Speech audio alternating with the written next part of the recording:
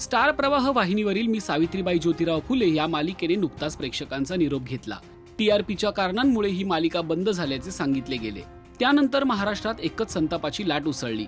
ही मालिका बंद करू नका, महापुरुषांचं कार्य घराघरात पोहोचलंच पाहिजे, आम्हाला ही मालिका पूर्ण पाहायची आहे, अशा पद्धतीच्या कमेंट्स सोशल मीडियावर सुरू होत्या. याला राजकीय पाठिंबा देखील मिळाला. काही दिवसांपूर्वीच राष्ट्रवादीचे रोहित पवार आणि जितेंद्र आव्हाड यांनी देखील मालिकेला आर्थिक मदत जाहीर केली. आता महाराष्ट्रभरातून ही मालिका सुरू ठेवण्यासाठी अनेक लोक पुढे येत आहेत. या मालिकेचे निर्माते आणि महात्मा ज्योतिराव फुले यांची भूमिका साकारणारे अमोल कोल्हे यांनी एक मोठा निर्णय घेतला आहे.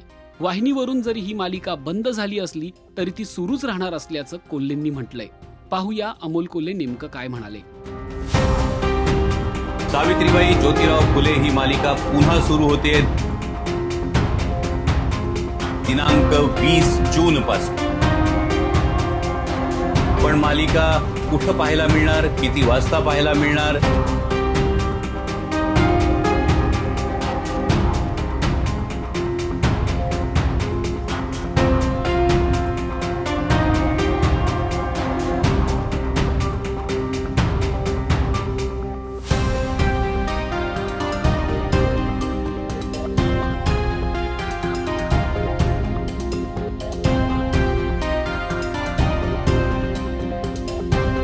येस मराठी वारसा या आपल्या YouTube चॅनलवर आपण ही मालिका सुरू करतोय दर बुधवार आणि दर शनिवार. आतापर्यंत 152 भाग स्टार प्रवाह वाहिनीवर प्रेक्षकांनी पाहिले.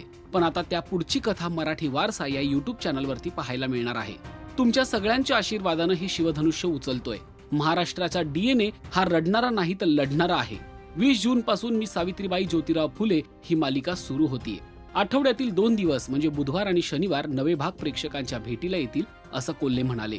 तुमचं प्रेम, पाठिंबा आणि जी खतखत होती की ही मालिका आता पाहायला मिळणार नाही, पण आता जिथे मालिका संपली तिथूनच पुढचा संपूर्ण इतिहास, स्त्री साक्षरतेचा जो महायज्ञ आहे, हा सगळा धगधगता इतिहास तुमच्या समोर घेऊन येतोय, असंही डॉक्टर अमोल कोल्हे म्हणाले आहेत.